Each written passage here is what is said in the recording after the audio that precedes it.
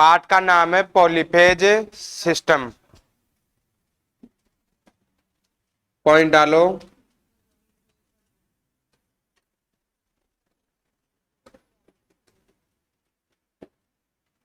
Polyphase system इसे कहते हैं बहुफेज। फेज को कह सकते हैं कला, है ना, या इसे कह सकते हैं, ऊपर लिख देता हूं मैं, इस फेज को कह सकते हैं कला या लाइव तार, जिंदा तार भी कह सकते हैं ना।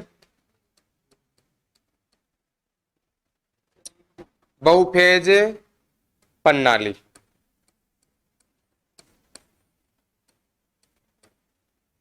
बहुफेज प्रणाली।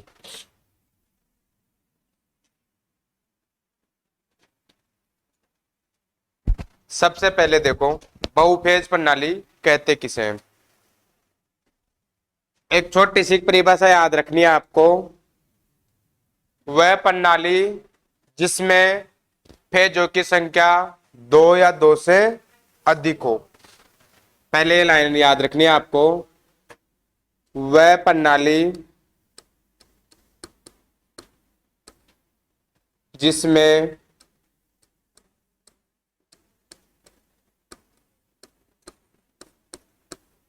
फेजों की संख्या 2 या 2 से अधिक हो। 2 से क्या हो? अधिक हो। अब 2 से अधिक होगा अपने पास तो बहुफेज प्रणाली की अगर हम बात करते हैं, बहुफेज प्रणाली, ये बहुफेज प्रणाली होती है अपने पास। 2 फेज भी हो सकता है, 3 फेज भी हो सकता है, 4 फेज भी हो सकता है, 6 फेज भी हो सकता है, 9 फेज भी हो सकता है और 12 फेज भी हो सकता है अपने पास। ये इतने फेज बना के देखे थे जब बहुफेज प्रणाली का निर्माण किया गया था तब। फिर इसमें से देखा गया कि ये 2 फेज जो प्रणाली है, ये इसमें फेजों की संख्या कितनी है? 2। कितनी है फेजों की संख्या? 2। इसका जो उपयोग देखा गया वो देखा गया कि ये 2 फेज की जो प्रणाली होती है वो हीट देने के लिए सही रहती है भाई। क्या रहती है? हीटिंग कार्य के लिए ये सही रहती है, इसलिए इसका उपयोग किया गया फिर विद्युत भट्टियों के लिए। किसके लिए? विद्युत भट्टियों में ऊष्मा के लिए ना। तो ये क्या कार्य करता है? ऊष्मीय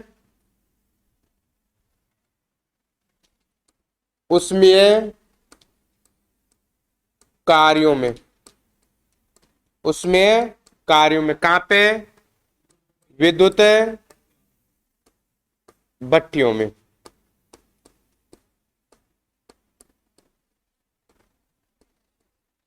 इसके बाद में एक था अपने पास 3 फेज, जिसमें फेज की संख्या कितनी थी? 3। कितनी थी फेज की संख्या? 3। इसका अगर उपयोग देखा गया तो इसका उपयोग ये था कि जो पावर वाले परिपथ होते हैं, जो पावर वाले परिपथ होते हैं वहां पे इसका आसानी से उपयोग किया जा सकता है।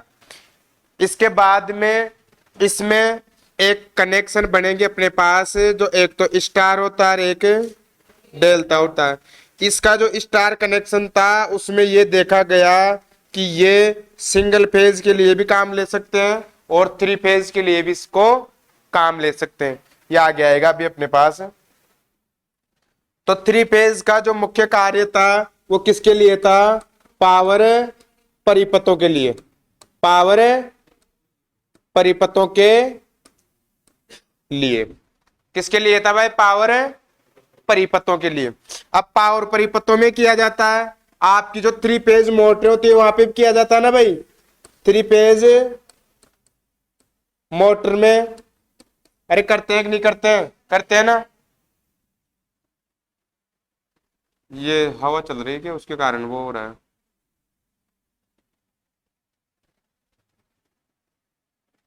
उसके पास में बैठ जाओ एक।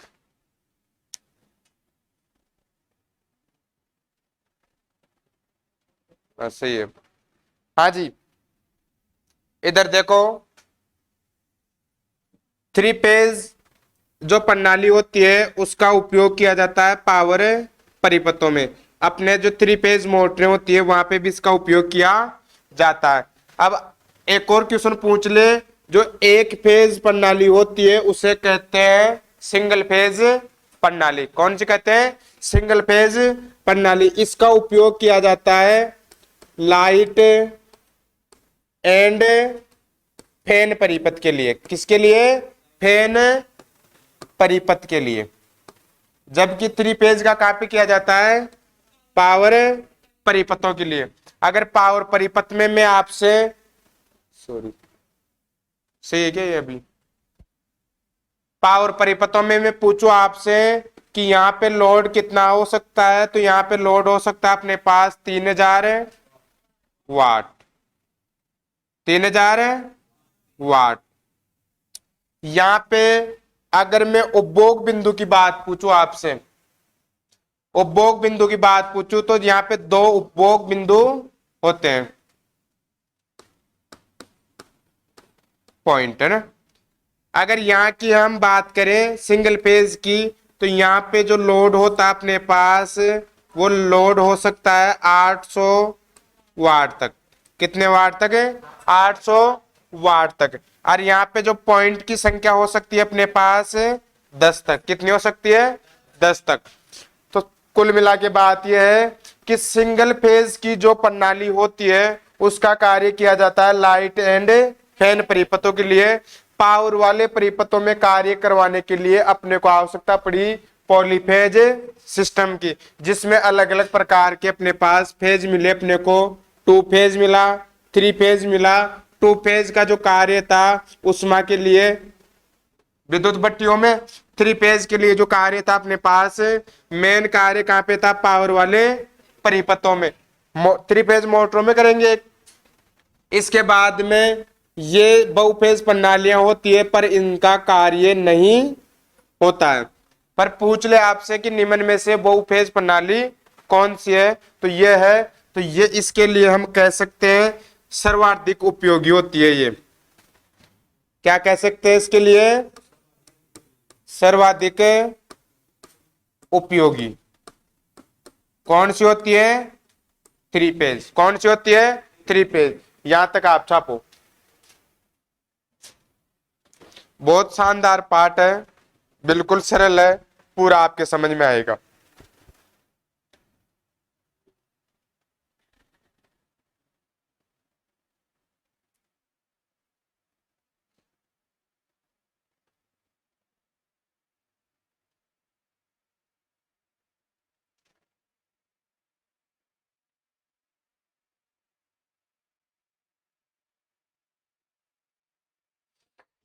कि सिंगल फेज क्या होता है, थ्री फेज क्या होता है, यही समझ में आया।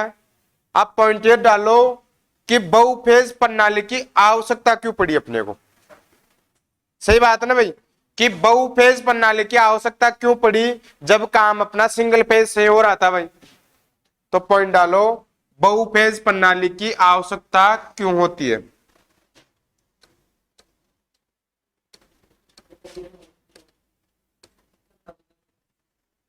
सर ते बताएंगे, पहले पढ़ लें इसको। बहुफेज प्रणाली की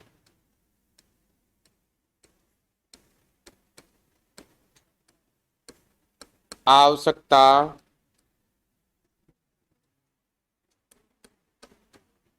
क्यों होती है?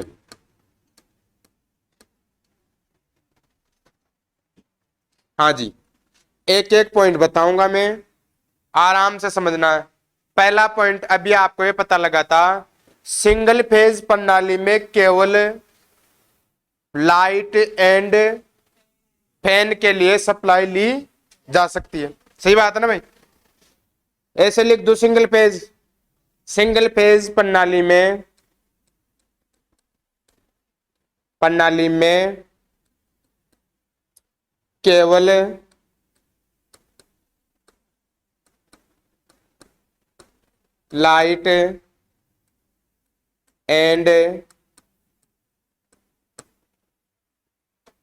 केवल लाइट एंड फैन के लिए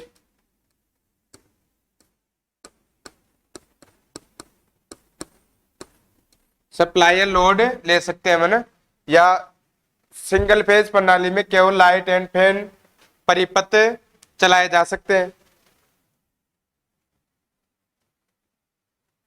सिंगल फेज प्रणाली में केवल लाइट एंड फैन परिपथ ही चलाए जा सकते हैं, जबकि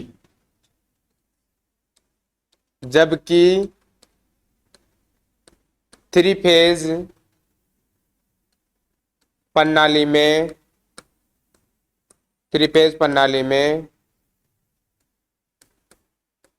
पावर परिपथ व स्टार संयोजन में लाइट एंड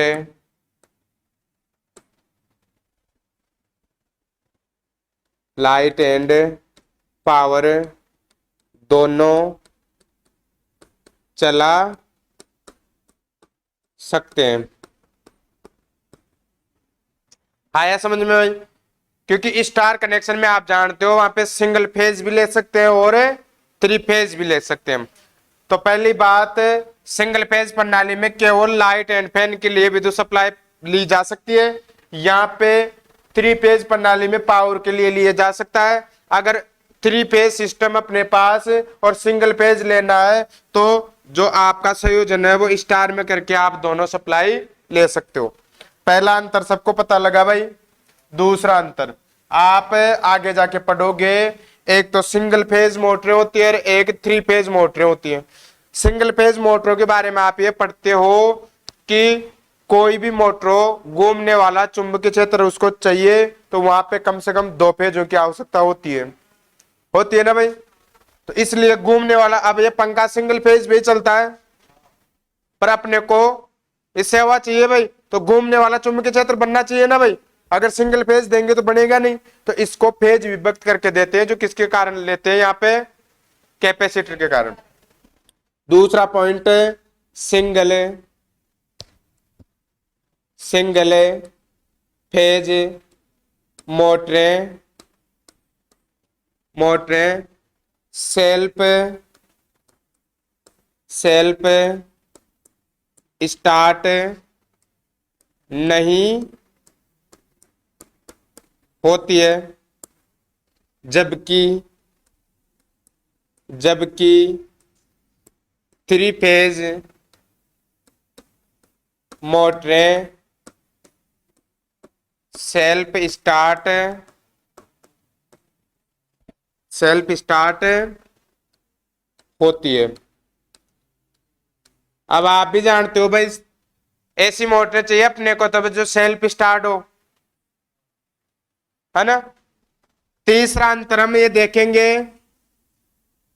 अगर सिंगल फेज है अपने पास, यहां पे अगर मैं पावर की बात करूं तो अपने पास ये निकल के आता है V/I cos फाई, ये निकल के आता है। जबकि थ्री फेज की बात करें तो यहां पे थ्री फेज में निकल के आता है अपने पास दो प्रकार से होता है। दोनों ही बताऊंगा मैं, सिद्ध करके बताऊंगा आपको दोनों क्या होता है।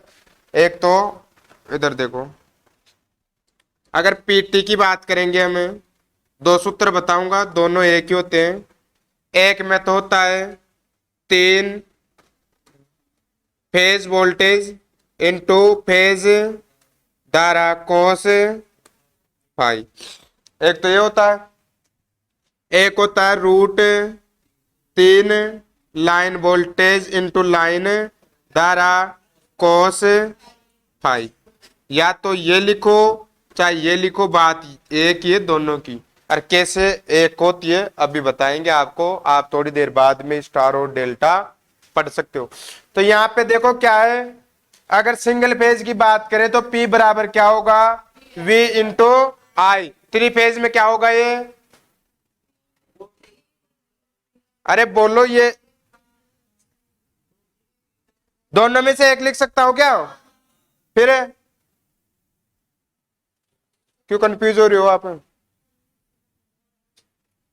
या तो ये लिख लो चाहे ये स्टार और डेल्टा में। अब अरे रुको,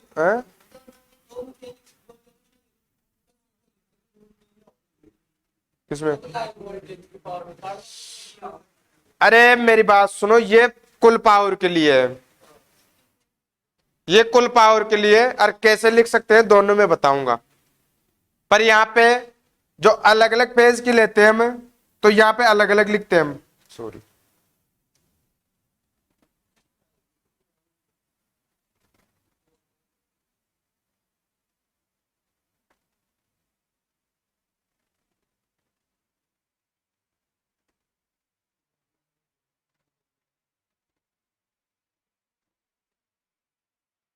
चलो इसको तो आगे ही बताएंगे। और ये आप बोल रहे हो कैसे लिख सकते हैं दोनों, दोनों को मैं सिद्ध करके बताऊंगा, मान लिख के, है ना।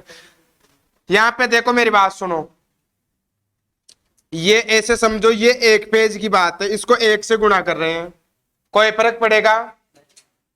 आप ये जानते हो पी के लिए, कोई कंफ्यूज नहीं होना, V इंटू आई होता है भाई। यहाँ पे अपने पास पावर फैक्टर भी साथ साथ चलता है। यहाँ पे एक फेज था तो एक था, और यहाँ पे 3 फेज हो तो 3 फेज।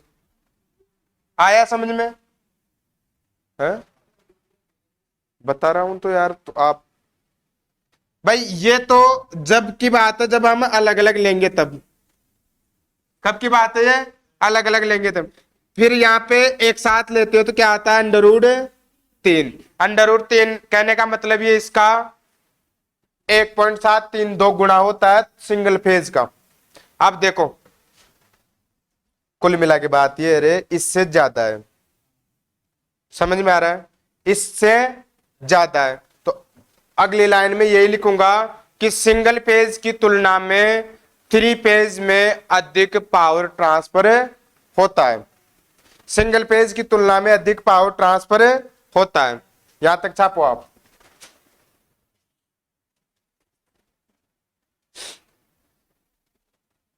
ये इसको अभी मत छापना आप यहाँ पे ना।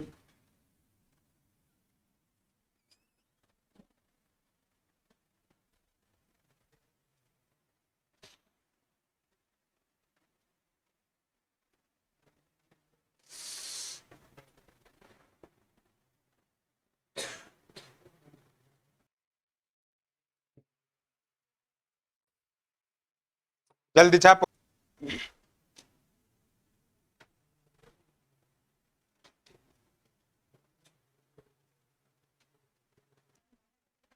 से निकाल, इधर देखो भाई, ऊपर वाले इस सूत्र की मैं बात करूं तो यहाँ पे जो पावर है एक से गुणा हो रहा है, कोई फर्क पड़ रहा है क्या, ये गुणा हो रहा है 1 7 3 2 से। तो इन दोनों में से ज्यादा कौन है, ये है, यही है ना भाई ज्यादा। तो आप ये कह सकते हो सिंगल फेज की तुलना में 3 फेज में अधिक पावर ट्रांसफर होता है, होता है ना भाई। तो अगली लाइन यही लिखेंगे हमें, चौथा पॉइंट है, सिंगल फेज की तुलना में बहुफेज बहुफेज प्रणाली में बहुफेज प्रणाली में अधिक पावर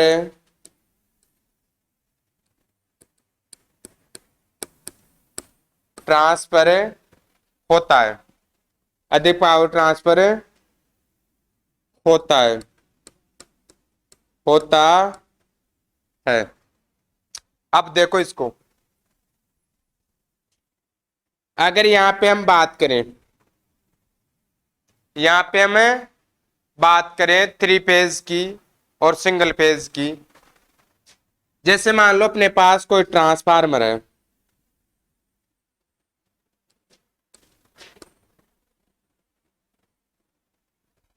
कोई ट्रांसफार्मर है अपने पास, एक अपने पास सिंगल फेज और एक है थ्री फेज।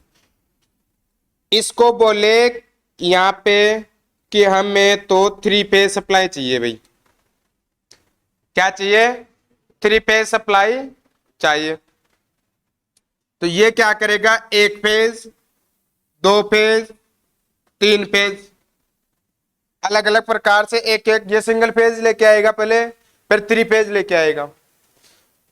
अब ये थ्री फेज प्रणाली की अगर बात करें ट्रांसफार्मर की, तो एक ही ट्रांसफार्मर थ्री फेज दे देगा भाई, एक ही। यहां पे तो इस फेज के लिए अलग ट्रांसफार्मर था, इस फेज के लिए अलग, इस फेज के लिए अलग था कि नहीं था भाई। ये भी वही थ्री फेज सप्लाई दे रहा था, और यहाँ पे बात ये हुई कि थ्री फेज ट्रांसफार्मर है, वो अकेला ही थ्री फेज कनेक्शन यहाँ पे दे दिया। तो एक ट्रांसफार्मर है, एक सिंगल तार है, तो यहां पे तार क्या होगा, मोटा होगा ना भाई, मोटा तार होगा। अब यहां पे एक ट्रांसफार्मर है, तीन तार है, तो इसकी तुलना में तार क्या होगा, पतला होगा ना भाई। तो ये क्वेश्चन पूछा जाता है कि सिंगल फेज की तुलना में, समान मान की बात हो रही है, किसके, समान पावर के लिए, पावर क्या समान, सिंगल फेज की तुलना में बहुफेज प्रणाली में पतले तार की आवश्यकता होती है। हो रहे है ना भाई। इसमें देखो अलग अलग, ये मोटा चाहिए ना इस ट्रांसफार्मर के लिए, इसको ये और यहाँ पे एक सिंगल। कुल मिला के बात यह है कि यहाँ पे तीन तार, तीन ट्रांसफार्मर एक ही काम कर रहे थे, लास्ट में थ्री फेज का। यहाँ पे एक ट्रांसफार्मर, तीन तार किसका कार्य कर रहे हैं, थ्री फेज का। तो इसकी तुलना में यहाँ पे ट्रांसफार्मर की भी कम आवश्यकता होती है, और पतले तार भी चल जाएंगे यहाँ पे। तो अगला पॉइंट डालो आप, बहुफेज प्रणाली में, अच्छा पॉइंट है ये, 5 नंबर आवा नहीं भाई ना। बहुफेज बहुफेज प्रणाली में, बहुफेज प्रणाली में समान पावर के लिए, समान पावर के लिए सिंगल फेज की अपेक्षा पतले वायर की आवश्यकता होती है, पतले तार की आवश्यकता होती है भी, होती है। या आया समझ में, आ रहा ना भाई ये, छापो जल्दी।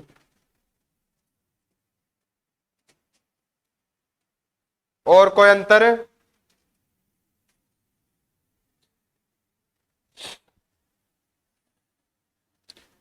बताओ भाई। हाँ, थ्री फेज मशीनें, अगर सिंगल फेज मशीनों की हम बात करें तो ये आकार क्या होता है इनका कम, इनकी दक्षता क्या होती है कम, और इनकी क्षमता भी क्या होती है कम। अगर इसकी बात करें तो इसका आकार क्या होता है सिंगल पेज की अपेक्षा बड़ा। ये एक दूसरे की तुलना करवा रहे हैं भाई, इसको तो इससे और इसको इससे। आकार बड़ा, दक्षता ज्यादा होगी और क्षमता भी ज्यादा होती है। सही बात है ना भाई। तो ये भी एक इसका अंतर होता है सिंगल फेज प्रणाली और थ्री फेज प्रणाली। छापो यहां तक जल्दी आप।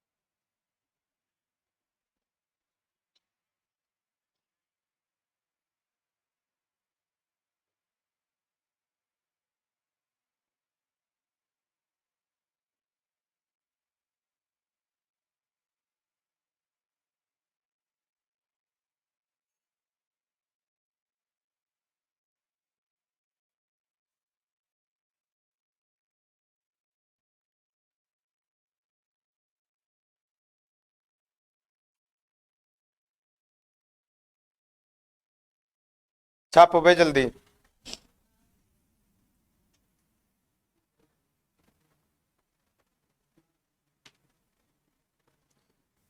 एक सिंगल पेज होता है, उपयोग की अगर बात करें किसके लिए लेते हैं भाई लाइट एंड फैन के लिए। लाइट एंड ऊपर देख लिया ना इसको तो, पर यहाँ पे लिख लो क्या आवश्यकता क्यों लाइट एंड फैन के लिए। ये क्वेश्चन यहाँ पे कॉमन रहता है। यहाँ पे लोड पूछ लेता है 800 वाट और यहाँ पे उपभोग बिंदु पहुंच लेते हैं तो 10 पॉइंट। ये 10 पॉइंट जो बस बार होता है वहां पे भी इतने होते हैं भाई। बस बार में अधिकतम कितने पॉइंट हो सकते हैं 10।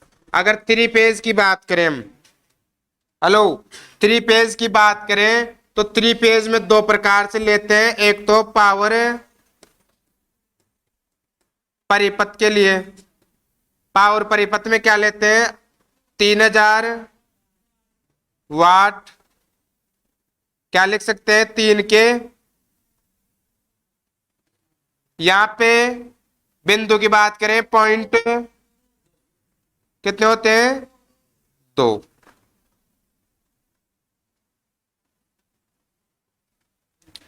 थ्री फेज में अगला क्या होता है एक मोटरों के लिए लेते हैं ना हम थ्री फेज मोटरें। यहां पे भी सिंगल फेज मोटरें आ जाती है ना। हाँ क्या बोल रहे हो। ऐसे तो फिर इनका पूरा अलग ही चैप्टर ही चलता है भाई, है ना। सिंगल पेज का सिंगल पेज में चलता है, थ्री पेज का थ्री पेज में चलता है।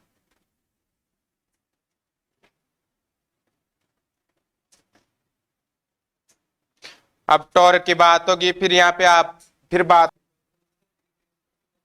पॉइंट डालो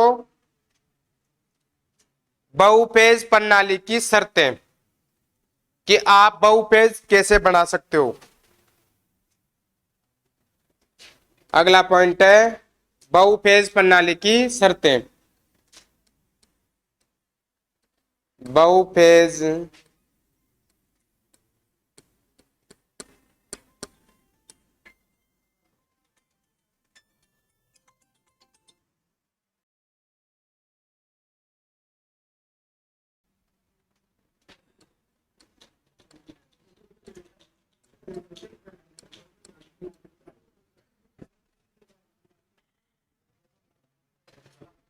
हाँ जी, बहुफेज प्रणाली की शर्तें क्या क्या होनी चाहिए भाई? सबसे पहले सभी फेजों का जो विभव है समान होना चाहिए, और सभी फेजों का जो आवर्ती है वो भी क्या होना चाहिए? समान होना चाहिए। सभी फेजों के बीच फेज अंतर क्या होना चाहिए? समान होना चाहिए। तो सभी फेजों में विभव एक समान होना चाहिए। दूसरा, ये नॉर्मल चीजें साथ के साथ लिख सकते हो आप। सभी फेजों की आवर्ती समान होनी चाहिए। तीसरा, सभी फेजों का फेज अंतर एक समान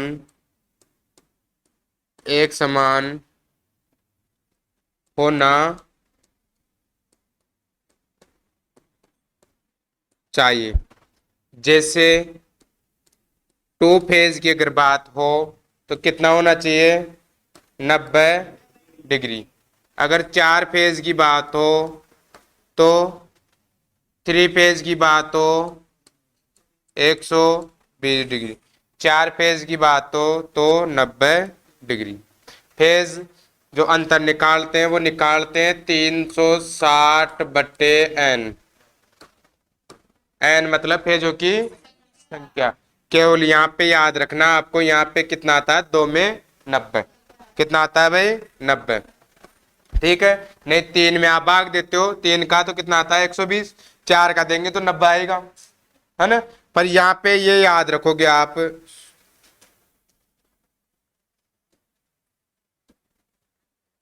कि सिंगल पेज या टू पेज में कितना होता है? हैं? नहीं, वो मैंने किया था ना चेंज। छापो यहाँ तक।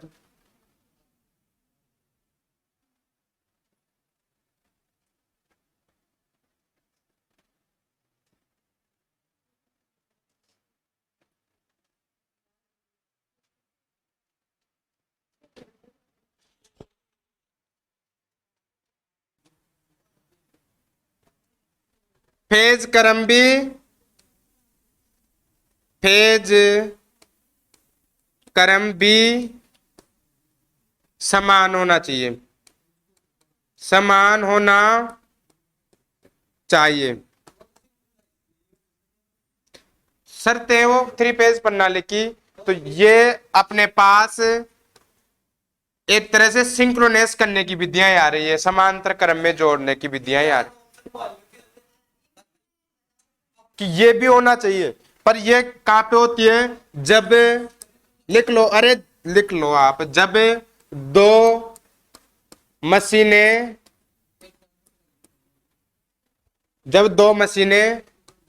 समांतर क्रम में जोड़नी हो, वहां पे ये सेम शर्त ही आती है ना? इतना सा चेंज होता है तो ये दो मशीनें समांतर क्रम में जोड़नी हो, चाहे ट्रांसफार्मर हो, चाहे अल्टरनेटर हो, चाहे मोटर हो ना। यहां तक छापो आप। इसके बाद में पॉइंट डालो आप, छापो जल्दी। अब थ्री फेज और टू फेज के बारे में पढ़ते हैं, इनमें क्या क्या कंडीशनें होती है। हाँ जी, आपने एक क्वेश्चन पूछा था 2-3 दिन पहले दिनेश, तो वो क्वेश्चन यहाँ पे बताएंगे उसको। एक डाउट था आपका, उसको क्लियर करके बताएंगे अभी। आपको शायद याद नहीं है, मुझे याद है। हाँ जी, पॉइंटर टू फेज प्रणाली, आराम से समझना भाई। टू फेज प्रणाली, सबसे पहली बात, इसमें इसमें दो फेज होते हैं। इसमें दो फेज होते हैं भाई। पहली बात, अगर पूछ ले उपयोग, उपयोग तो आप बताना विद्युत, विद्युत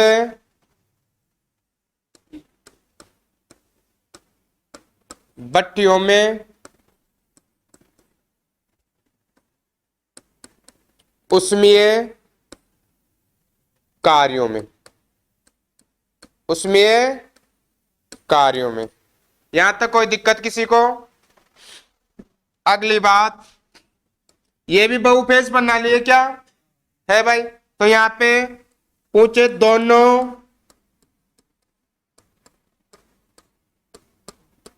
फेजों का विभव एक समान होना चाहिए। सही बात है क्या?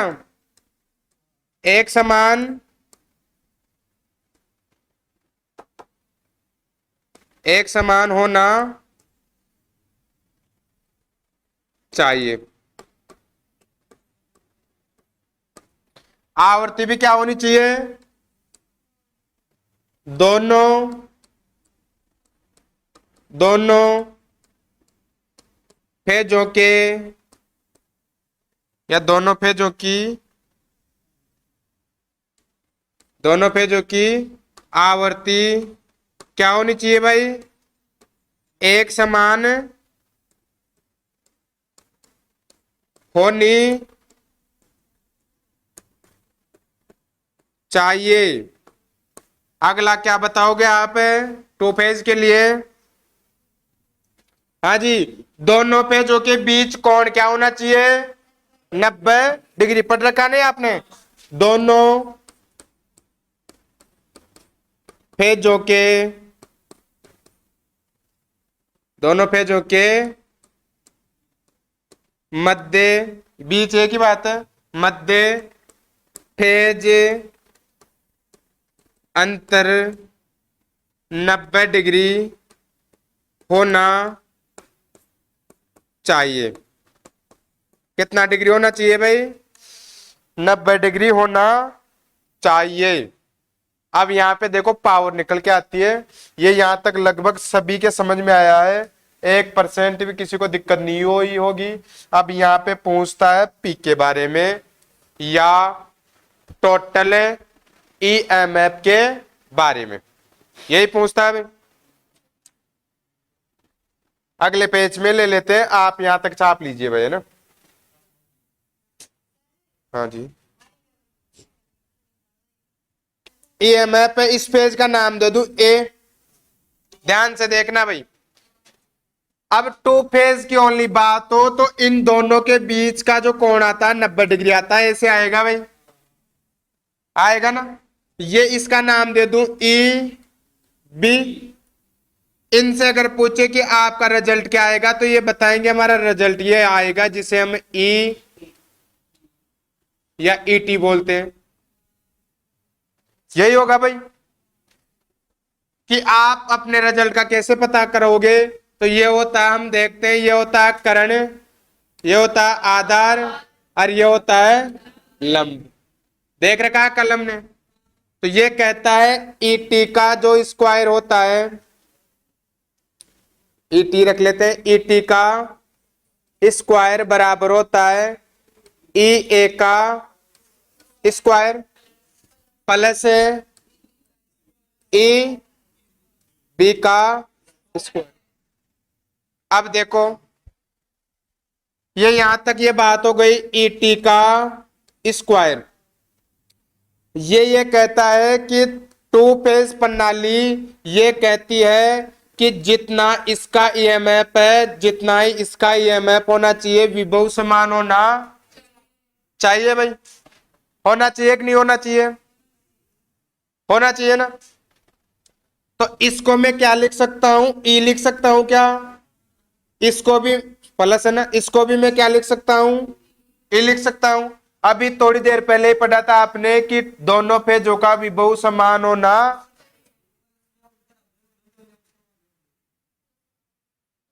ये तो यहाँ पे अरे भाई दोनों का दे रखा। इसकी बात करेंगे, ई टी केवल निकालना, ई रूट लगा दूं तो भी हट जाएगा इसका। तो ये देखो, एक ई कितना हो गया, 2e स्क्वायर, है ना भाई। अब इनका ये वर्ग हटाएंगे तो ई टी बराबर क्या आ जाएगा अपने पास, रूट 2e। और ये क्वेश्चन पूछा जाता है क्या, पूछा जाता है ना। इसकी जगह ये भी लिख सकते हैं ना, ई बराबर क्या होता है टू फेज में अंडर रूट 2e। दोनों एक ही बात है, मैंने पहले लिख दिया यहाँ पे, या तो ई टी बोल दो या ई बोल दो, सही बात है ना भाई। तो ये निकल के आता है, इसको भी छाप लीजिए आप।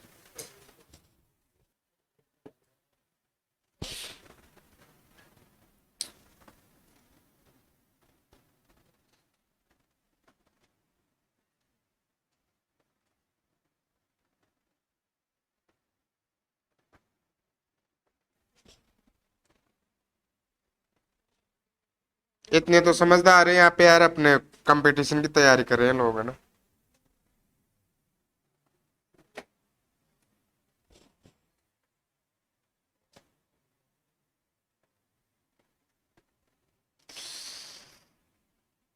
थ्री फेज डालो, आवानी रे, थ्री फेज प्रणाली। अगर मैं बात करूं फेज की, तो फेज कितने होते हैं, तीन फेज। कितने फेज होते हैं, तीन फेज। अगर इसके बात करें हम, जो तीन फेज होते हैं उनका नाम होता है आर वाई बी। क्या होता है नाम, आर वाई बी। अगर इसके उपयोग की बात करें, उपयोग की बात करें तो पहली बात, सर्वाधिक उपयोग, पावर परिपथों के लिए, पावर परिपथों के लिए। ध्यान से देखना, बहुत गजब की लाइन आएगी भाई। हाँ जी, इसमें तीन फेज होते हैं ऐसे, ये आर, ये वाई और ये बी। इसकी बात करें तो इसके बीच 120 डिग्री का, इसकी बात करें तो इसके बीच 120 डिग्री का, इसकी बात करें तो इसके बीच 120 डिग्री का कोण अंतर होता है। तो यहाँ पे बोलेंगे तीनों फेजों के बीच फेज अंतर कितना होता है भाई, 120 डिग्री। तीनों फेजों का, तीनों का विभव क्या हो, समान। आवर्ती क्या हो, तीनों की आवर्ती समान। यहां तक किसी को भी कोई दिक्कत नहीं है। हाँ जी, अब क्वेश्चन जो मेन जड़ से क्वेश्चन उठता है उसकी बात करता हूं मैं। आपसे अगर बात करें कि आप ई बताइए, आप आर का ई बताइए, बताओ भाई। क्या वो बता रहा हूं, टेंशन मत लो, अभी पता लग जाएगा। आप वो माइनस वीटी आता है ना, ओमेगा टी में से माइनस 240 करते हैं। हाँ, फिर आप डायरेक्ट माइनस 240 बता रहे हो। हाँ जी, मेरी बात सुनो, मैं डायरेक्ट ये बता देता हूं आर के लिए फेज अंतर कैसे निकालेंगे हमें। तो क्या आएगा, वी, या आप ऐसे रख लोगे, यहाँ पे ई साइन ओमेगा टी, ई साइन ओमेगा टी। अब देखो y के लिए भी क्या होना चाहिए, ई साइन ओमेगा, ये ओमेगा टी है, हाँ जी, ओमेगा टी, यहां पे माइनस 120। अब देखो मैं इसका b का लिख देता हूं, फिर इनका अंतर ये बताऊंगा यहां पे कब 0 लिया और कब 360 लिया।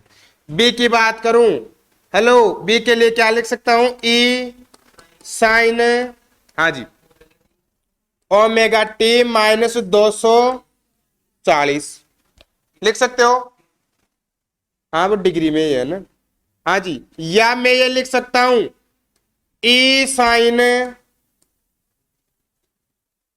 ओमेगा टी प्लस 120, ये लिख सकता हूं क्या, दोनों।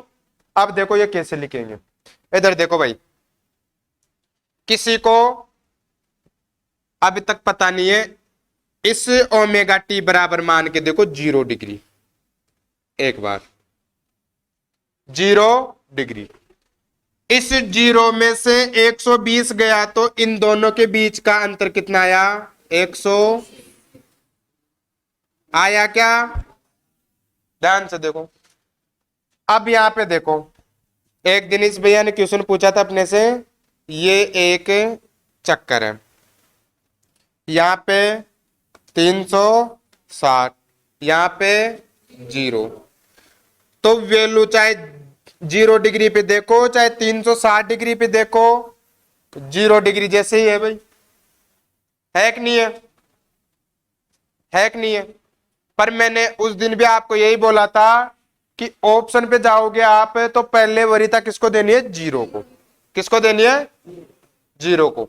अब यहां पे देखो, अगर यहां पे मैं 360 रख कर निकालता हूं तो मेरे पास अंतर 120 आ रहा है, क्या आ रहा है भाई, आ रहा है ना यहाँ पे 120, और ऐसे ही लिखा हुआ होता है वो।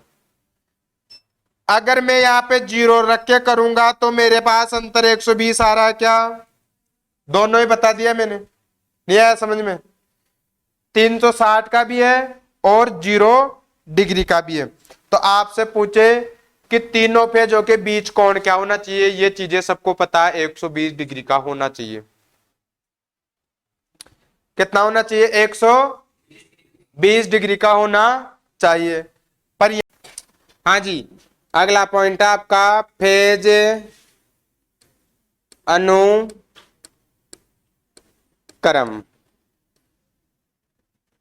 फेज अनुक्रम, हाँ जी, फेज अनुक्रम की अगर बात करें,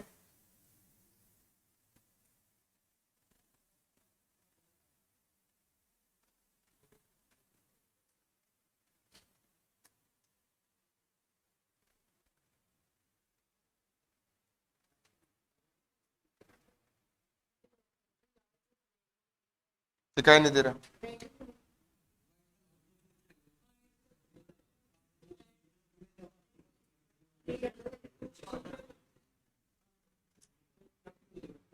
देखो अब अगर हम बात करें इस दिशा की, इस दिशा को कहते हैं क्लॉकवाइज, क्लॉकवाइज, इसको हिंदी में कहते हैं दक्षिणावर्त, या इसे कह सकते हैं क्लॉकवाइज यानी घड़ी की दिशा।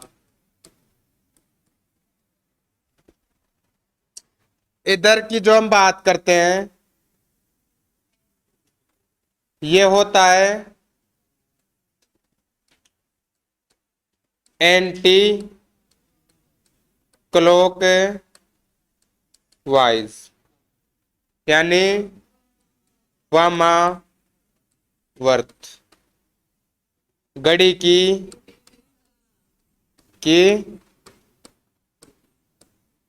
विपरीत दिशा, जो फेज अनुक्रम है अपना ये यूं चलता है। अगर इस साइड की हम बात करें, इस साइड की बात करें तो ये होता है आर वाई और बी। यदि हम बात करें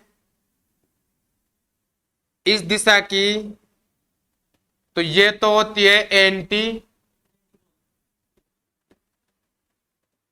क्लॉक वाइज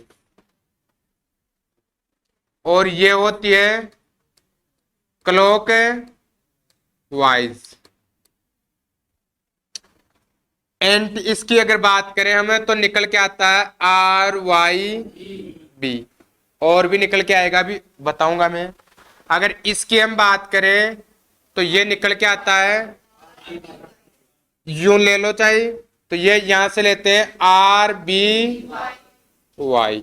क्या निकल के आता है? ये आर बी वाई।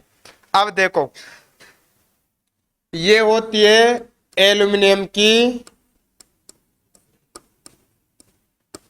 चकती, जिसको बोलते हैं डिस्क। किसकी? एल्यूमिनियम की। किसकी? एल्यूमिनियम की। जिसका कार्य क्या होता है?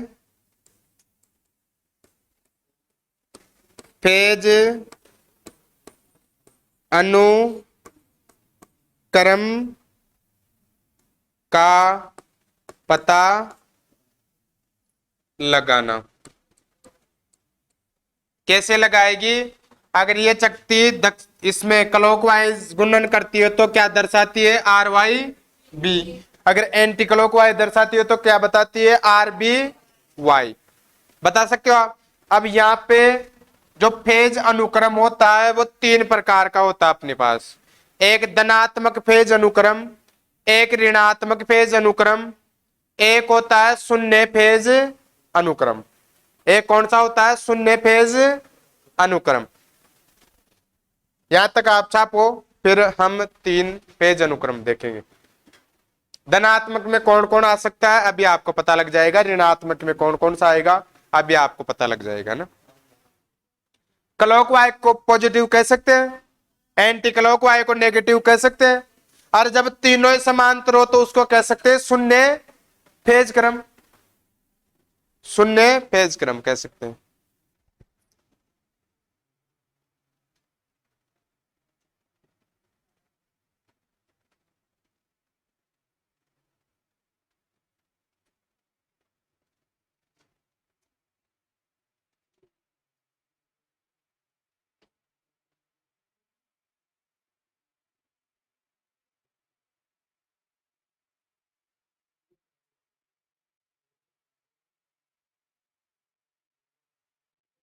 बेटा दे। हाँ जी, फेज अनुक्रम तीन प्रकार का था। एक तो था, पहले मैं बना देता हूं ये यूं,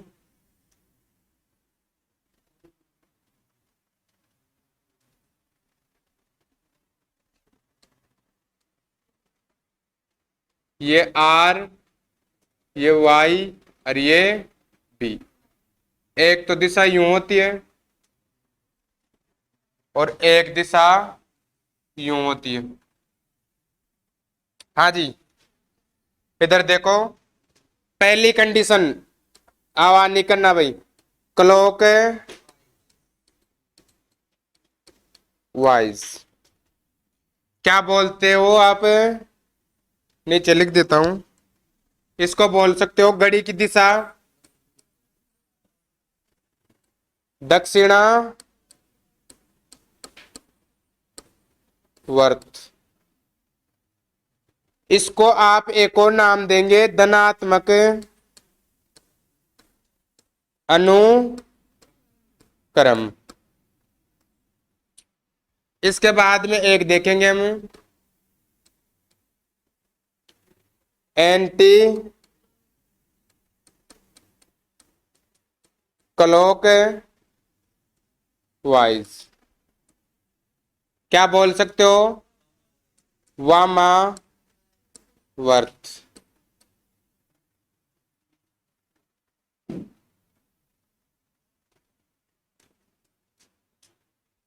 क्या बोल सकते हो आप?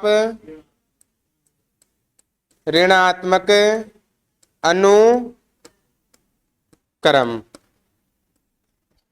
एक होता है सी शून्य अनुक्रम।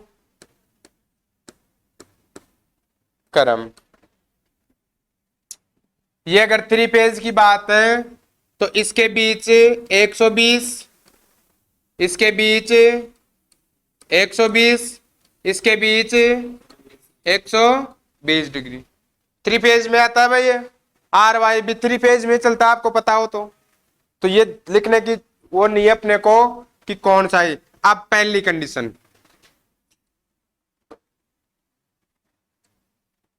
फर्स्ट कंडीशन कि आप कैसे पता लगाओगे कि आर वाई बी धनात्मक है।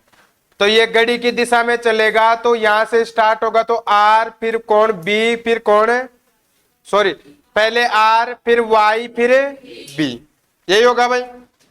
तो आर वाई बी अगर ये नहीं आए और ऐसे आ जाए अपने पास, ये स्टार्ट यहां से नहीं करे यहां से करे, तो क्या कह सकता है?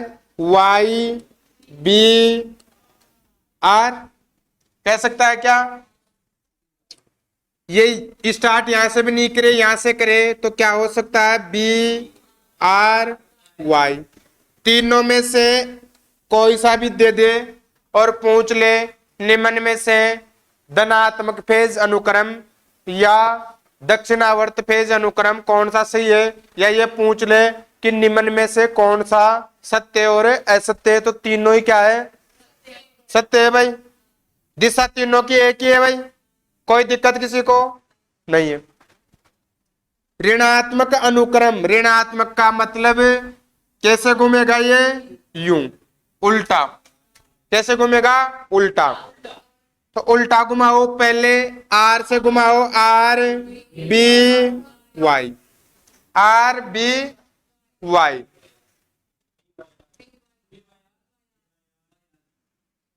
ये सही तो। अच्छा आगे की बोल रहे हो? फिर स्टार्ट बी से होगा तो B Y R, start Y से होगा तो वाई आर बी। क्या होगा? Y R B. तो आपको एक चीज पता लगी क्या कि तीनों फेजों में से कोई दो फेज चेंज होते हैं, एक फेज समान ही रहता है। फेज अनुक्रम में देखो ये चेंज हो गया, ये चेंज हो गया, दो ही चेंज हो रहे हैं भाई। हो रहा है ना भाई? ये देखो इसका कॉमन लो, ये आर वाई बी वही आ रहा, इधर से लो ये आर वाई बी, दो ही चेंज होते हैं ना। ये देखो R, sorry R Y B, हाँ हाँ वो सही है बात। हाँ जी, ये बात हो गई। जब तीनों ही फेज, हेलो, जब तीनों ही फेज समांतर में हो, कौन कौन? आर वाई बी, तीनों ही, तीनों ही समांतर में हो और थीटा का अंतर 0 डिग्री हो तो वह कौन सा क्रम कहलाता है? शून्य अनुक्रम। ये समांतर में तीनों आर वाई बी, इनके बीच थीटा क्या है? 0 डिग्री। तो कौन सा क्रम होगा? शून्य अनुक्रम। धनात्मक पूछ ले बता सकते हो आप, ऋणात्मक पूछ ले बता सकते हो आप। इसके अलावा एक और चीज याद रखना आप, फेज के अलावा दो और तार हो सकते हैं। फेज के अलावा दो और तार हो सकते हैं, पहले मैंने बता रखा है आपको। क्वेश्चन एक या तो यहां से यह आता है फेज अनुक्रम का, या क्वेश्चन यह आता है कि आप हमें बताओ सिंगल फेज तारों की संख्या। सिंगल फेज तारों की संख्या, तो एक तो क्या है फेज, इसके अलावा एक क्या हो सकता है न्यूट्रल, एक क्या हो सकता है अर्थ। तो मैंने क्या बताया आपको, फेज के अलावा कितनी संख्या हो सकती है, दो। अगर पूछे आपसे टू फेज कितने तार हो सकते हैं, तो टू फेज आप बता सकते हो फेज वन, फेज टू, दो तार हो सकते हैं। अधिकतम कितने हो सकते हैं एन और ई। तो आपसे पूछ ले दो फेज की लाइन है उसमें अधिकतम कितने तार हो सकते हैं, चार। दो भी हो सकते हैं, तीन भी हो सकता है क्या, अर्थ लगाओ मत लगाओ। क्वेश्चन ऐसे ही पूछता है टू फेज प्रणाली में तारों की संख्या होती है, फेज तार दो या एक। मैंने क्या लिखा है, फेज के अलावा दो और तार हो सकते हैं, रटना ही नहीं है आपको। और ये क्वेश्चन आ रखा है, आप बता रखे हो तीन फेज में पांच तार, आंसर कर रखे हो आप, और सही है कर रखे हो ना। मैं बताऊं आपको phase one, phase two, phase तीन, तो कोई दिक्कत है। इसके अलावा कौन हो सकता है न्यूट्रल, और इसके अलावा कौन हो सकता है। तो आपसे पूछे थ्री फेज में अधिकतम तार कितने हो सकते हैं, अधिकतम तार कितने, पांच, इसमें कितने चार, इसमें कितने तीन। मैंने वो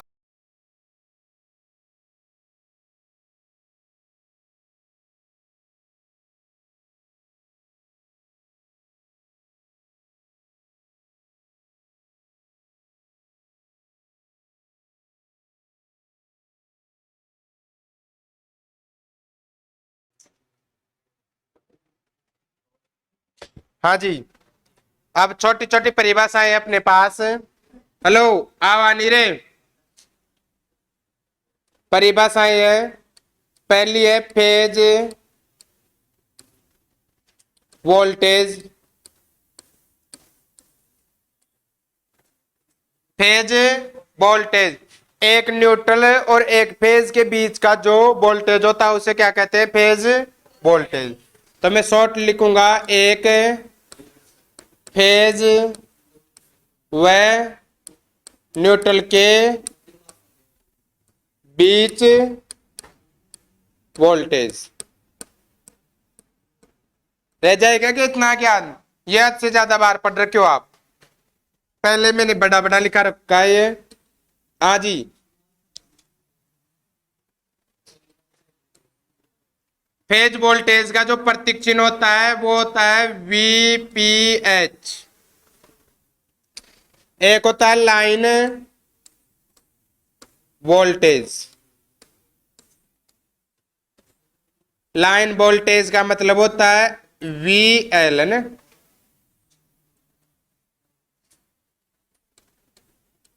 लाइन वोल्टेज। ये होता है दो फेजों के बीच का वोल्टेज, दो फेजों के बीच का वोल्टेज।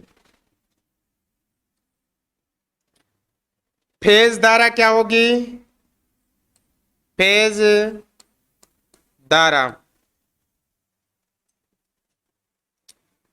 IPH। फेज धारा क्या होगी, एक फेज की धारा, एक फेज व न्यूट्रल के बीच की धारा।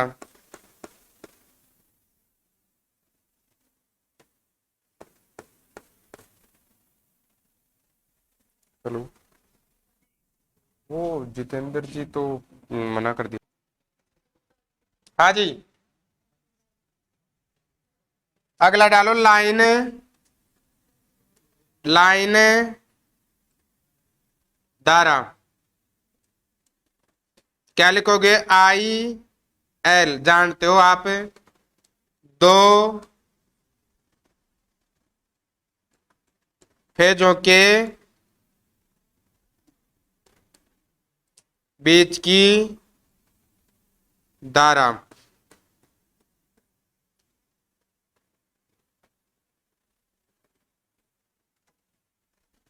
पांचवा पॉइंट याद रखो,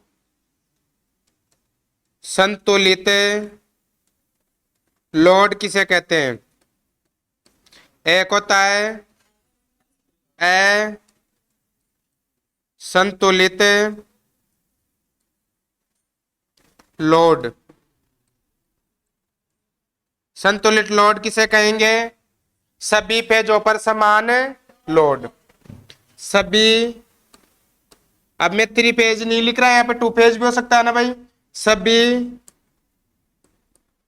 पेजों पर समान लोड। इसका क्या होगा? सभी पेजों पर भिन्न भिन्न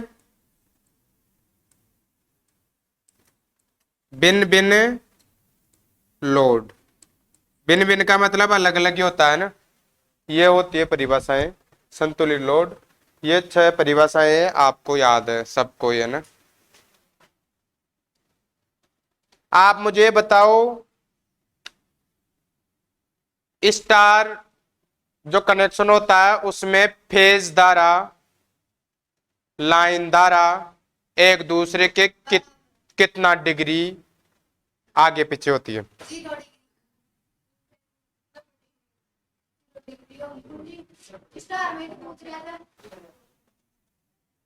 तालिया। और डेल्टा,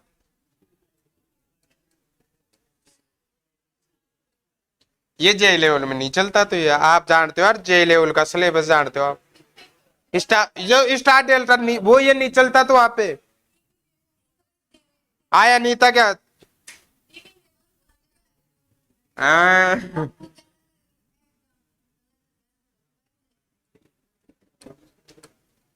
अरे आपने पहले ही पढ़ा था और अभी भी पढ़ा, पता तो लगे होगा ना आपको।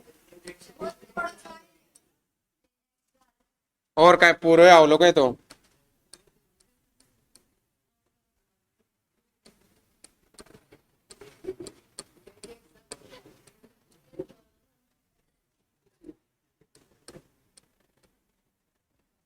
स्टार कनेक्शन, डेल्टा, डेल्टा को त्रिकोण संयोजन भी बोलते हैं, त्रिभुजाकार संयोजन भी बोलते हैं।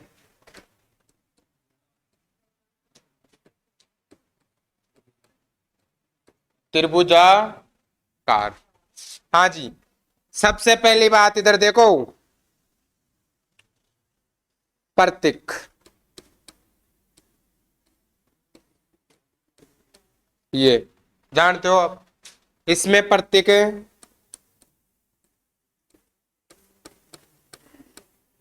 जानते हो आप?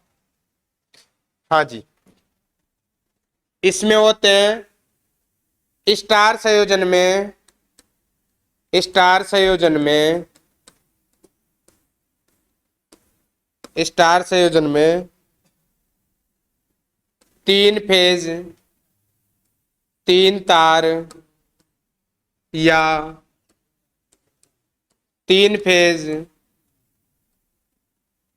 3 फेज 4 तार होते हैं। देख रखे हो क्या आप? ये देख रखे हो? इसकी बात करें अगर डेल्टा में, डेल्टा में 3 फेज 3 तार होते हैं, 3 फेज 3 तार होते हैं। ये उपयोग किया जाता है वितरण में, है ना। इसका उपयोग किसमें किया जाता है? मुख्यतः वितरण में इसका उपयोग किया जाता है। इसका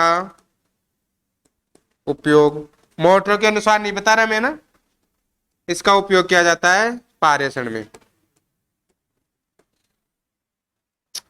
ये अपने पास लाइट एंड फैन के लिए भी काम में लिया जा सकता है।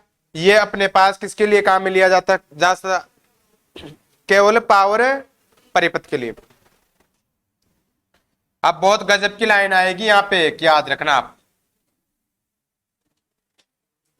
हेलो, इसका इसमें ले सकते हैं हम स्टार में। किसके लिए ले सकते हैं? लाइट एंड फैन के लिए कर सकते हैं क्या? हाँ जी। इसका पावर परिपथों में भी कर सकते हैं क्या? कर सकते हैं। जबकि डेल्टा का किसके लिए करते हैं? पावर परिपथ के लिए। लाइट एंड फैन के लिए उपयोग नहीं करते हैं, उपयोग नहीं करते हैं। यहां तक छापो। एक चीज में बताऊंगा आपको, स्टार में अगर असंतुलित लोड हो, स्टार में अगर असंतुलित लोड हो तो न्यूट्रल में जाने वाला करंट का मान क्या होता है?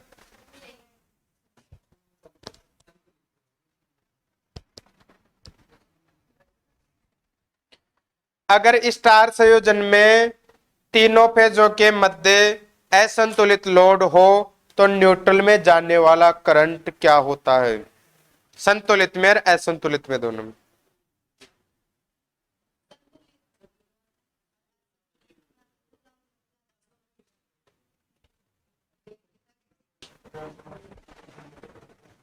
चुंबन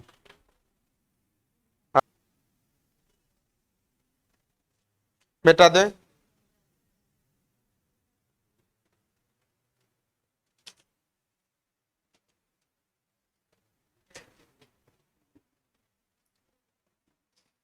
हाँ जी, इधर स्टार था, इधर डेल्टा था अपना। थोड़ा ऊपर ले लेते हैं, फिर पीडीएफ बनाओगे आप ना। इधर कौन है? स्टार। इधर कौन है?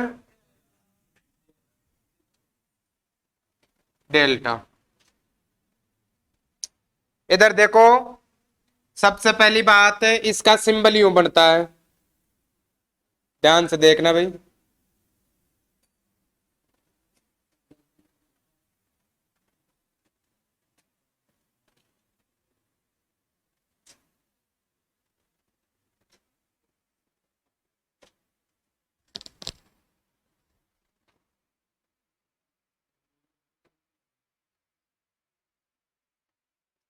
ये आर वाई बी, तीनों फेजों के मध्य,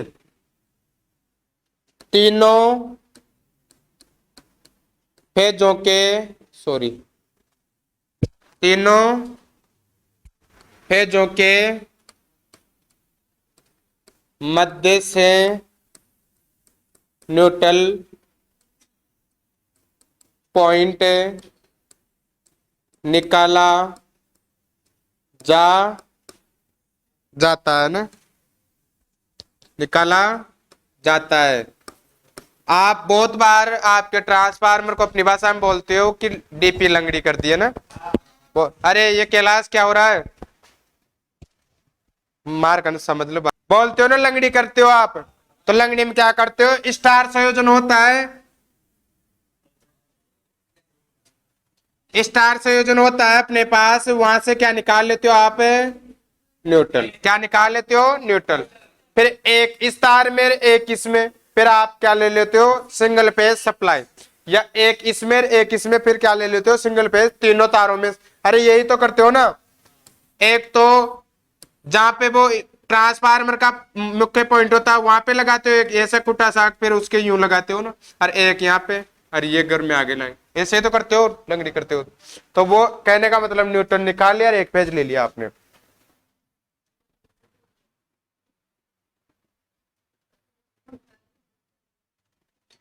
हाँ जी, अब देखो, ये न्यूट्रल होता है ना, ये न्यूट्रल होता अपने पास, जो तीनों फेजों की धारा होती है ना, उसका विरोध करता है ये। न्यूट्रल तीनों फेजों की धारा का विरोध करता है। इसका प्रतिरोध ज्यादा से ज्यादा होना चाहिए, कम से कम होना चाहिए न्यूट्रल का। सोचो एक बार, प्रैक्टिकल सोचो। अब बताओ,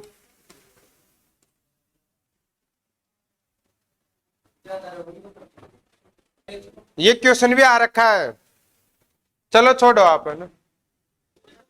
अब मैं ही बता रहा हूं तो भाई। हाँ जी, स्टार में एक तो होता है असंतुलित, असंतुलित लोड।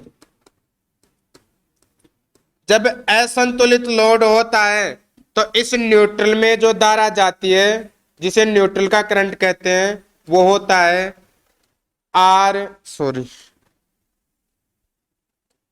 आर फेज की धारा प्लस वाई फेज की धारा प्लस बी फेज की धारा, तीनों का क्या होता है, योग। तीनों का क्या होता है, योग। और जब संतुलित अवस्था होती है, जब संतुलित अवस्था होता है या संतुलित लोड होता है, तो इस न्यूट्रल में जाने वाला जो करंट होता है उसका मान होता है जीरो। क्या होता है, जीरो। अब मेरी बात सुनो, इसका मतलब क्या समझे आप, न्यूट्रल तीनों फेजों की जो धारा होती है उसका क्या करता है, विरोध कर रहा है ना भाई, विरोध ही कर रहा है ना ये। तो इसका प्रतिरोध क्या होना चाहिए, ज्यादा होना चाहिए, कम होना चाहिए, ज्यादा होना चाहिए ना।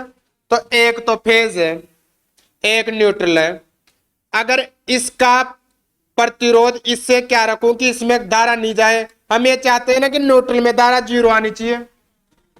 अरे यही चाहते हो क्या आप, कि हम न्यूट्रल को छुए तो अपने करंट नहीं आना चाहिए, चाहते हो ना आप। तो न्यूट्रल में धारा भी कम आनी चाहिए, कम आनी चाहिए ना।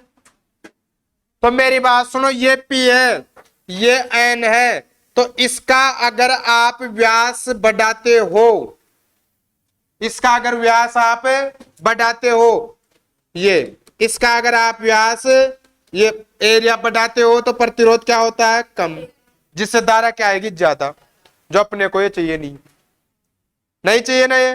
फिर आप क्या करते हो, इसका जो एरिया, वो मोटाई है, वो क्या कर दो, कम, आकार क्या कर दो इसका, कम कर दो। जैसे आकार कम होगा तो प्रतिरोध क्या होगा, ज्यादा, और प्रतिरोध ज्यादा होगा वहां पे धारा क्या आएगी, कम। और आप यही चाहते हो कि इसमें न्यूट्रल में धारा क्या आनी चाहिए, कम। तो इसलिए न्यूट्रल का जो आकार होता है वो फेज की अपेक्षा 1/2 या आधा होता है। पढ़ रखे हो ना आप ये चीज। हाँ जी, एक मिनट में लिख देता हूं, फिर पूछ लेना आप। न्यूट्रल का आकार,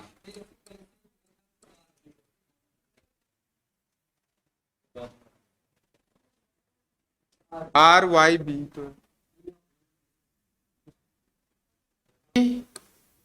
अपेक्षा,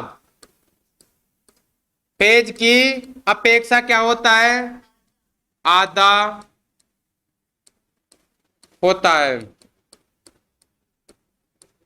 यहाँ पे आकार की जगह पूछ ले आपसे व्यास, तो घबराना नहीं है, व्यास भी आधा ही होता है भाई, है ना।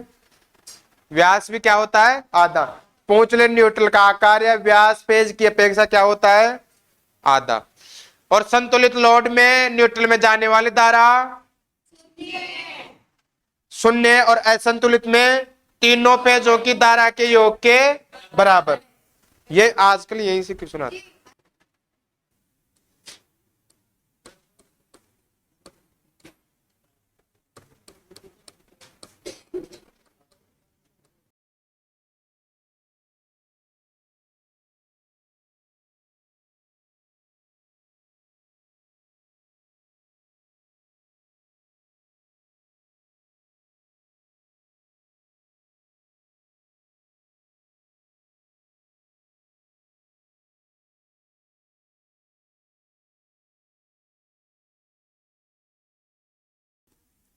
अरे सप्लाई, शॉर्ट लिख दूं, वन फेज ले सकते हैं क्या? थ्री फेज भी ले सकते हैं क्या? ले सकते हो आप, छापो। और अब आती है जो मेन बात जो निकल के आती है, वहां पे कंफ्यूज रहते हैं, एक तो पावर और एक इनका लाइन वोल्टेज, फेज वोल्टेज, लाइनदार है ना। ये जो मैंने अभी इधर यहाँ पे जो सूत्र लिखा था उसको सिद्ध करके बताऊंगा कि फेज भी आ सकता है और वहां पे अंडर रूड लाइन वोल्टेज भी आ सकता है ना। हाँ, ये भी आगे बढ़ा रहा हूँ ना, जगह नहीं है।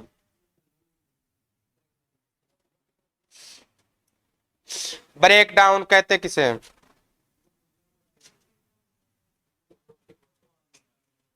उसको ब्रेक डाउन थोड़ी कहते हैं, डेल्टा। अब देखो, अब आएगा इसमें यार।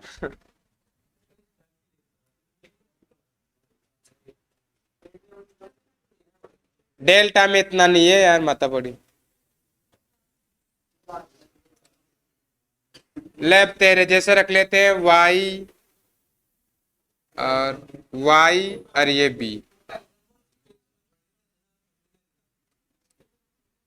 हाँ जी, हेलो, ये से लिखो यहाँ, ये इस केवल आर पे मत समझ लेना आप ना, ये मैंने यहां लगा दिया तुम यहां ब्रेक डाउन, यहां ब्रेक डाउन की, यहां ब्रेक डाउन की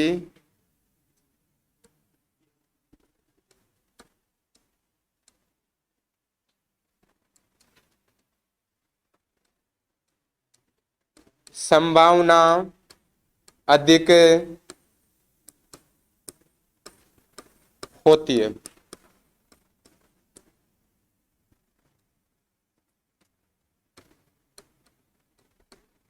अचानक विभव गिरना, अचानक विभव गिरना क्या कहलाता है?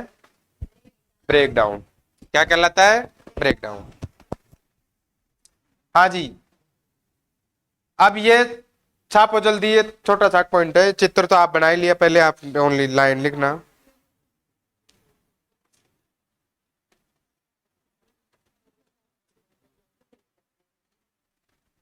हाँ जी, अब एक चीज बहुत अच्छे तरीके से आपको याद करवाऊंगा, उसको आप रटते हो, आज के बाद में आप रटोगे नहीं, है ना।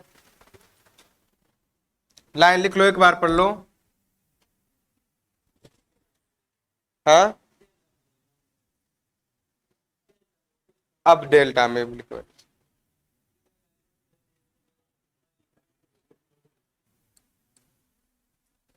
हाँ जी, ये इधर स्टार है, अब आवाज नहीं होनी चाहिए।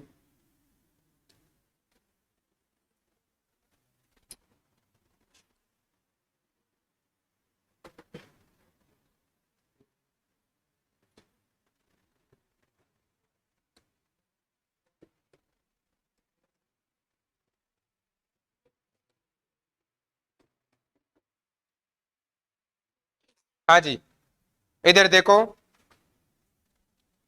यहाँ पे आप जानते हो एक तो होता है लाइन वोल्टेज, एक होता है फेज वोल्टेज।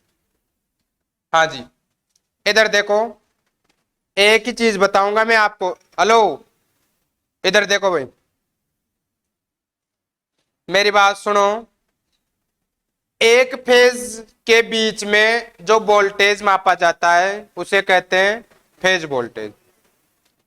अब वोल्टेज का एक टर्मिनल फेज पे, एक न्यूट्रल पे।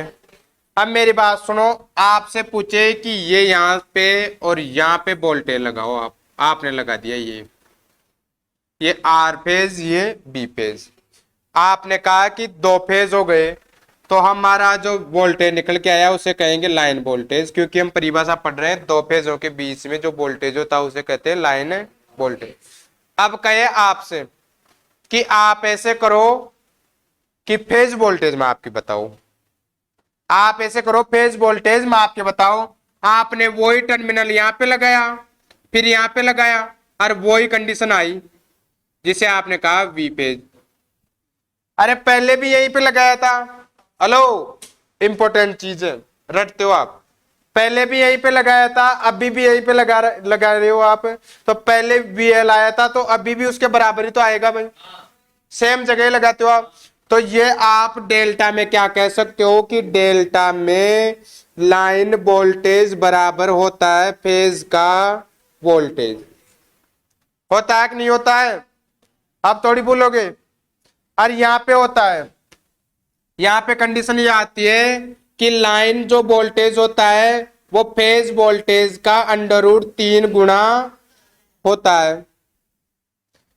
यहाँ पे ये याद है आपको, तो आप ये कहोगे कि लाइन जो धारा होती है वो फेज धारा के कितना गुना होती है? √3, सॉरी, ये होती है। यहाँ पे ये √3 गुना है, तो आई एल बराबर किसके होगा? आई फेज, यानी लाइन धारा बराबर फेज धारा। कैसे होगी आप जानते हो? यहां पे देखा इसकी धारा, यहां पे देखोगे इसकी धारा, यहां पे देखोगे इसकी धारा, तो सेम ही आएगी अपने पास, आएगी ना भाई? स्टार है तो लाइन धारा बराबर है फेज धारा। अब यहां पे देखो, मैं बताऊंगा पीटी बराबर, दोनों ही बताऊंगा और सिद्ध करके बता रहा हूं अभी। 3 V phase I V cos phi. अगर ये सूत्र नहीं आए तो आपके पास पीटी बराबर सूत्र होगा √3 लाइन लाइन धारा कोस फाई। दोनों में से कोई सा भी एक आ जाए तो दोनों ही सही है भाई। कैसे सही है, दोनों दोनों सही है यार। मैं बोलूं आपको कि वी फेज सही है अपने को, तो आप क्या कहोगे कि जो गुणा में वो कहां पे जाएगा? बट्टे में। ये आएगा क्या? ये आ जाएगा। इसके बराबर तो ये एक ही है। यहां से आपको कहे कि आप हमें लाइन जो सॉरी फेज धारा बताइए, तो आप क्या बताओगे? √3 आई एल, यही बताओगे ना भाई? हाँ जी। अब इसको सिद्ध करने की बात है। हेलो, इधर देख ले, रोएगा फिर।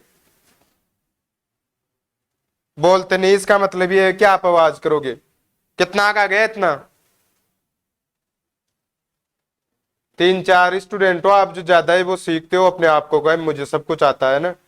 पता लगेगा टेस्टों में फिर वहां पे कितना क्या आता है ना। दिखाई दे रहा है क्या ये? इसको मैं सिद्ध करने की बात बोल रहा था आपको।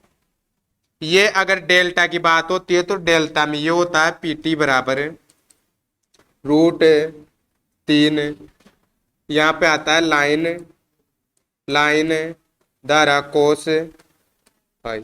अरे ये कैसे आता है? इधर देखो ढंग से।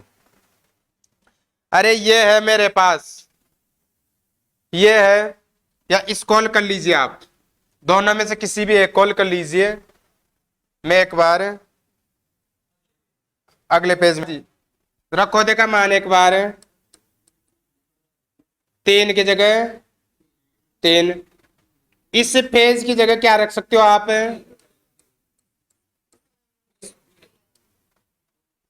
VL/√3। अब यहां पे आई एल लिख सकते हो, कॉस फाई। इस कॉल करेंगे तो वही निकल के आएगा अपने पास √3 VL इंटू आई, ये इंटू नहीं लगा देंगे, डायरेक्ट रख लो, आई एल कोस फाई। तो दोनों एक ही है ना, आप वो दोनों का निकाल रहे थे इस कारण। तो कुल मिला के दोनों में से कोई सा भी आ सकता है, दोनों एक ही है। करते हो तो यही निकल के आता है। बात ये है कहने का मतलब। अब छाप लो आप।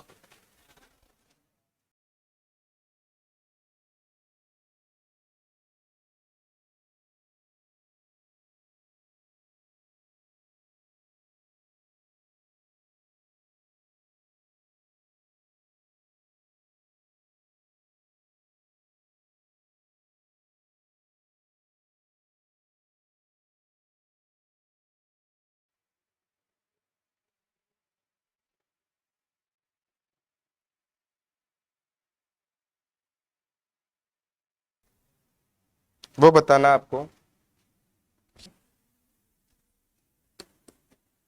लाइन वोल्टेज आवा नहीं रे। लाइन वोल्टेज,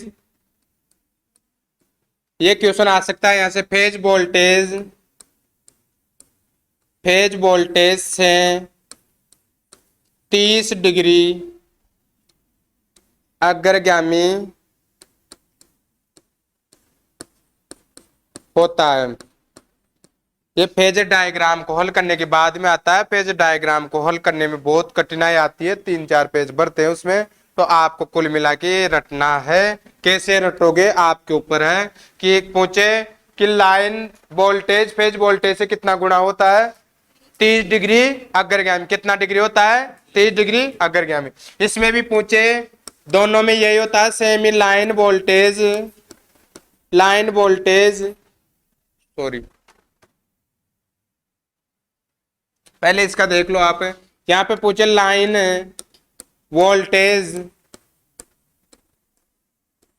वोल्टेज, फेज धारा का पूछे। फेज धारा, लाइन वोल्टेज फेज धारा से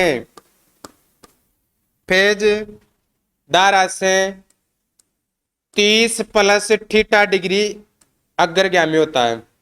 30 प्लस थीटा डिग्री अग्रगामी होता है। ये क्वेश्चन आ रखा है यहां से।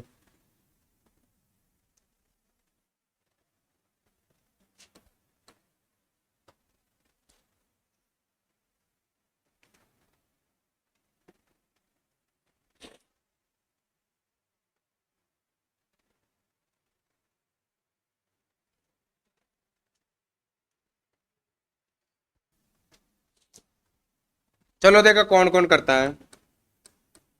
लाइन वोल्टेज फेज वोल्टेज का खालिस्तान अग्रगामी होता है।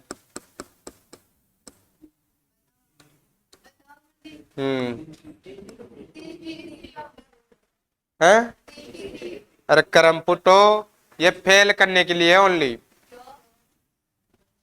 वी एल बराबर वी पी एच होता है तो 0 डिग्री अग्रगामी कहूंगा मैं। क्यों रट रहे हो भाई, मना कब। लाइन धारा फेज धारा से 30 डिग्री अग्रगामी होती है। और इसका ये पूछ ले आपसे कि लाइन वोल्टेज या लाइन धारा फेज धारा से, वो बताओगे आप 30 थीटा डिग्री आगे। हाँ 30 प्लस थीटा डिग्री आगे। छापो।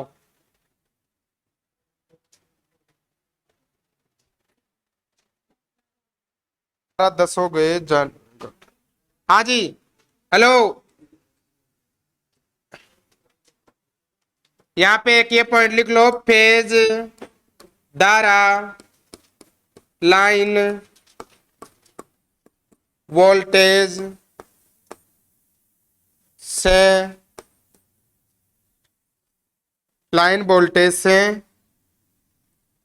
30 प्लस थीटा डिग्री अग्रगामी होता है, अग्रगामी होता है।